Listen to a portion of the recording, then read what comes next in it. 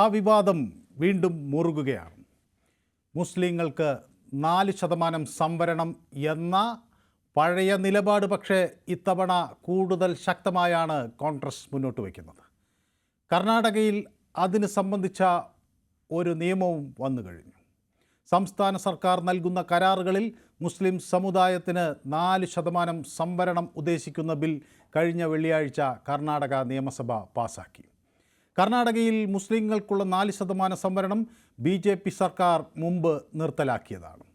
അന്ന് അത് പ്രബലരായ വൊക്കലിഗ, ലിംഗായത്ത് സമുദായങ്ങൾക്ക് തുല്യമായി BJP വീതിച്ചു നൽകാനും തീരുമാനിച്ചു. അന്ന് ആ തർക്കം വാർത്തകളിൽ നിറഞ്ഞു നിന്നതാണ്. ആ തർക്കം ഇപ്പോൾ വീണ്ടും തുടങ്ങുകയാണ്. ആ പഴയ ചോദ്യങ്ങൾ ഒന്നുകൂടി ഉയരുകയാണ്. മത അടിസ്ഥാനത്തിൽ വേണോ സംവരണം?